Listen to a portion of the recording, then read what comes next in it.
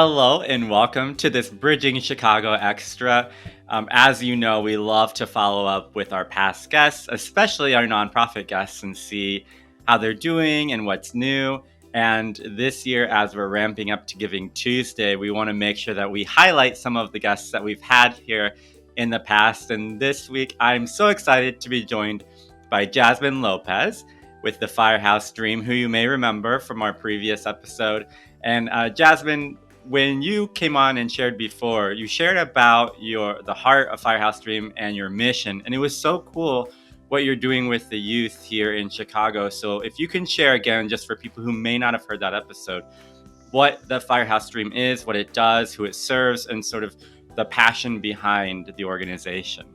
Yeah, absolutely. Thanks for having me back again. I loved being on your podcast.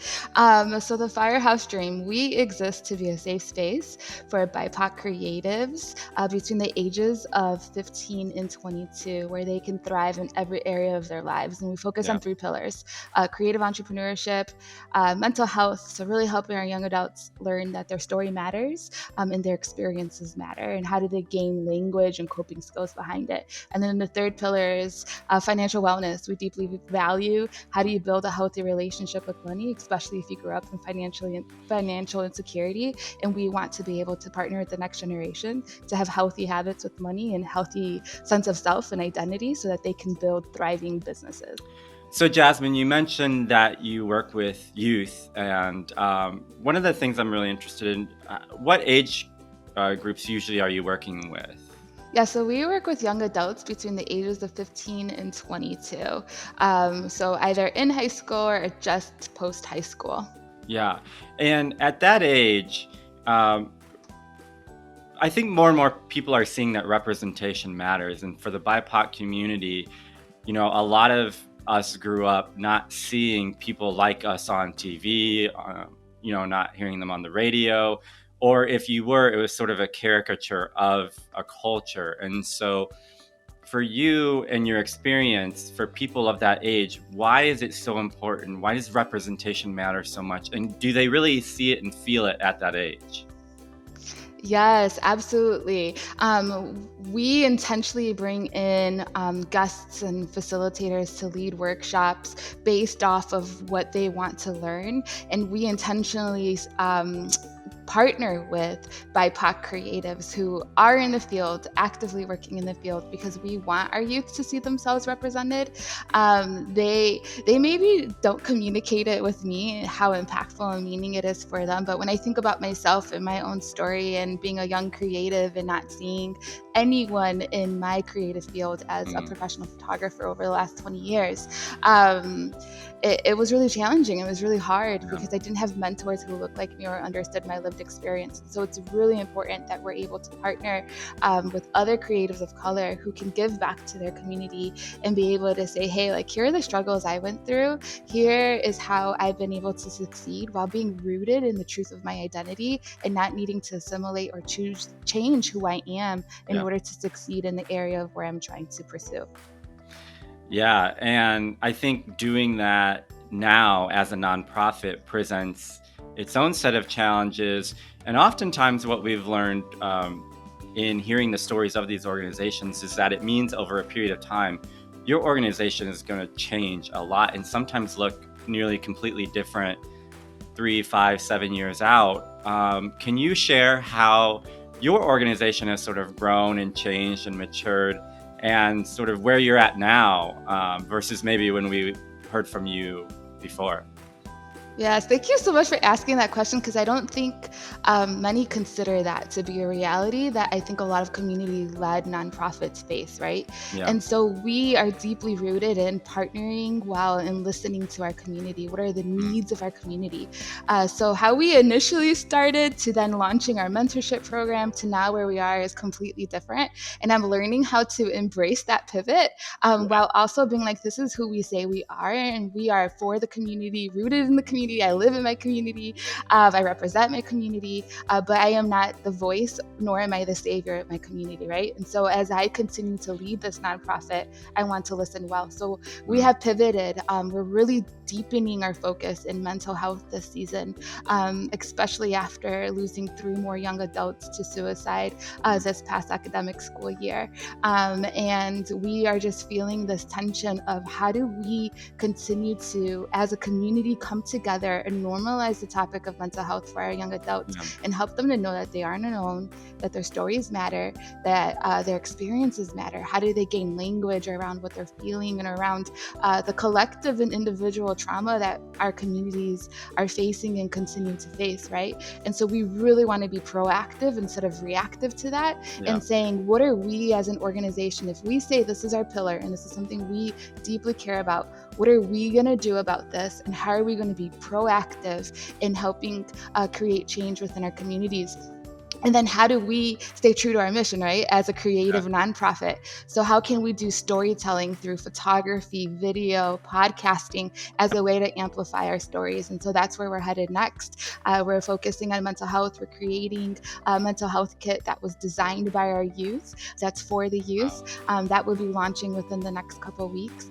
We are preparing to create a mobile experiential experience through a vintage trailer that we own that would be used for podcasting, photography, and video, and really doing pop-ups in the community. So shifting the expectation of saying, hey, come to us, but rather what does it look like for us to go to our youth in our community? And then also we have started to provide one-on-one direct services with partner therapists who are BIPOC or culturally competent and have a commitment to offering resources at a reduced cost for our young adults, and then we pay for those services so that it doesn't become a financial barrier for our young adults. And then the last thing we've pivoted to also is doing like group sessions. So exploring the various different ways that we can experience mental health, community-based mental health, either through group sessions or workshops like art therapy, aromatherapy, really giving our young adults and community an opportunity to learn what does this mean, and how do I get to explore it and understand it and it feel a little bit more destigmatized. So basically nothing going on, nothing new. You're just kind of chilling, sitting around, like waiting for some of that. There's so much going on there. It's amazing. Yes. That's so cool. I love the way too that so many young people are taking control of their mental health, and they're really taking the lead in that. They want to be, realistically, they want to be better than their parents were, than even our generation was at being mentally well people. And so I'm so impressed to see how many young people are doing that, and how the stigma is breaking down more and more every day. We know that resources are so important, and when you give people resources, they thrive with those. We've also seen how when you give organizations resources like yours and so many others in Chicago that are doing similar, very big, very important work, they thrive as well. And so for you, why are resources so important? And for people who partner with you in that, what difference is that making in your organization and the lives of the people who partner with you? Yeah, it's a great question. We also have a deep commitment, right? Like we can't say we believe in equity and then not have equitable practices in how we run and lead our organization. So we've had a strong commitment to, if we're going to get youth through the doors, we need to be able to pay them a stipend equating to $15 an hour. If I'm going to hire, I'm going to intentionally hire within my community because I believe my community is a beautiful community, a beautifully diverse community, and we have value and worth, and our voices need to be centered at the table, right? So we hire within the community, and then making sure that we pay equitably as well. So using the MIT living wage is something. So when I think about the resources that come in here and how we choose to spend those resources, it's very intentional in terms of how we partner with our community and our youth. And then in terms of our giving partners, there is just so much beauty in collective giving. I truly truly believe in that. And Yeah. I truly believe in the transformation that can happen within communities if we put our dollars together for change. And that's what I believe in deeply when it comes to how do we approach fundraising, who do we approach for fundraising, how do we do that intentionally to who we are and that's authentic to who we are as an organization. And so collective giving is something that I want to continue to do better in and explore, but also do it in a way that is your partnership and our partnership together is what's creating change. So let's do this together. Yeah, that's so cool. And one of the things that I've always been so inspired by you, by the organization, and even your family is that you just truly see yourselves as vessels. It's just like I'm the vessel, use me as you wish for the things that you're really passionate about. And we see it here where it's like I have the capacity to help in these ways, and I have the motivation, the energy, the desire to do that. And so whatever that looks like, I'll do. And I think that when you do that in the communities, it's so humble that it really shines brighter.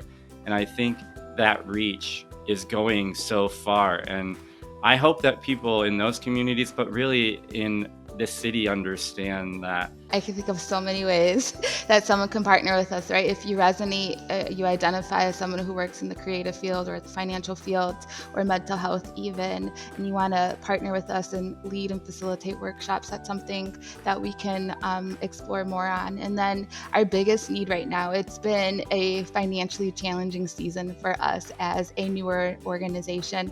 And so we've had to pivot and take some pauses in our programming and reimagine what can be next for us. And so financially, that's the biggest need right now, so that we can be able to hire, retain, grow our programming, continue to make the impact that we're doing within our community and our youth. And another way that I think that could be really beautiful is like leveraging connections. So if there's someone that, or your network, right? So if there's someone that you know that would love to hear more about the work that we're doing with the Firehouse Stream, connect me. I can share the story. I can have y'all come into the space and check it out and see the work that we're doing. I think there's so much power in leveraging our networks and making connections in that way too. And I think that's a really powerful way to help support the Firehouse Dream as well.